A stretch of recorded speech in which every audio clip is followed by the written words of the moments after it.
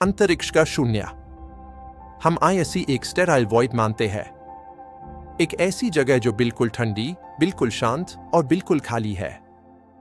लेकिन अगर आप पृथ्वी से 4000 पार्सेक सफर कर सके, अगर आप हमारी गैलेक्सी के सेंटर में उड़ते हुए धूल के एक कान पर खड़े हो सके, और अगर आप इस वैक्यूम में बिना मारे एक गहरी सांस ले सके, तो आप कुछ ऐसा महसूस करेंगे जो नामुमकिन लगता है। अंधेरे के उस खास कोने में ब्रह्मांड से रम की खुशबू आती है, और उसका स्वाद बिल्कुल रास्पबेरीज जैसा है। हमें ये कैसे पता? हम किसी नेबुला की हवा को बोतल में बंद नहीं कर सकते। हम अंतरिक्ष को चखने के लिए एस्ट्रोनॉट्स को वहां नहीं भेज सकते। तारों को छूने के लिए हमें उनके भेजे गए अदृश्य संकेतों को पढ़ना पड़ता है। हम इस्तेमाल करते हैं स्पेक्ट्रोस्कोपी का।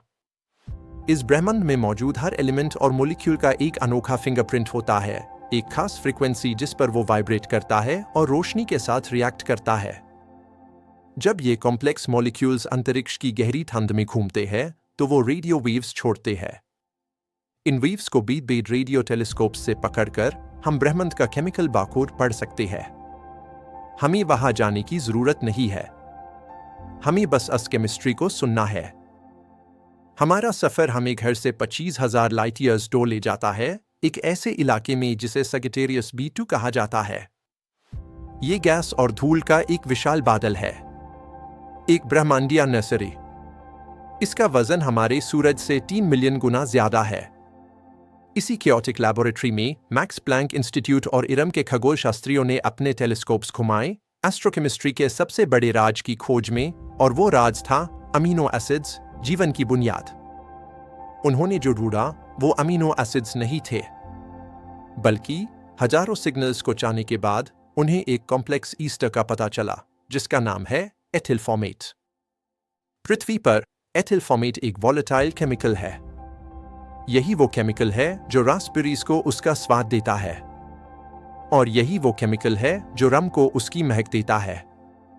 सगिटेरियस B2 के इन विशाल और काले बादलों में इतनी अल्कोहल और रास्पबेरी का एसेंस मौजूद है कि उससे 4 ट्रिलियन पाइंट्स भरे जा सकते हैं।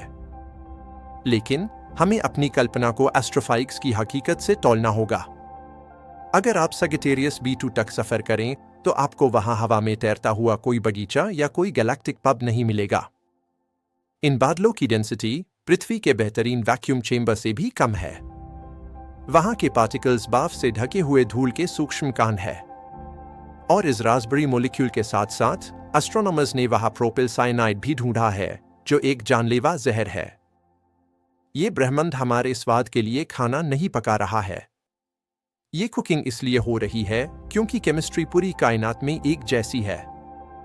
इसका नतीजा स्वादिष्ट नहीं बल्कि जहरीला और जानलेवा होगा। लेकिन इस मॉलिक्यूल का वहां होना उसके अनुभव से ज्यादा मीम रखता है। एथिल फॉर्मेट की खोज हमें जीवन की उत्पत्ति के बारे में एक गहरी सच्चाई बताती है। हम पहले मानते थे कि कॉम्प्लेक्स ऑर्गेनिक मॉलिक्यूल्स यानी कॉम्स सिर्फ किसी ग्रह के अनुकूल वातावरण में ही बन सकते हैं। लेकिन सगिटेरियस B2 ये साबित करता है कि ये ब्रह्मांड कॉम्प्लेक्स मैटर बनाने की फैक्ट्री है। ये तारों और ग्रहों के बनने से बहुत पहले ही ठंडे अंतरिक्ष में लंबी कार्बन चेन्स बना रहा है। ये मॉलिक्यूल्स बीज की तरह है। अगर जीवन के पूर्वज, वो स्वाद, वो स्ट्रक्चर्स, वो केमिस्ट्री तारों के बीच मौजूद धूल में बन रही है, तो इसका मतलब है कि जीवन के लिए जरूरी सामान दुर्लभ नहीं है। वो हर जगह मौजूद है, बस इंतजार कर रहा है किसी गिली और गर्म चट्टा पर गिरने का। हम रात के आकाश में देखते हैं तो हमें रोशनी दिखती है, लेकिन एक रेडियो टेलीस्कोप जब आकाश में दिखता है तो वो रास्पबेरीज का स्वाद ढूंढ लेता है। हम इस ब्रह्मांडीय केमिस्ट्री से अलग नहीं है।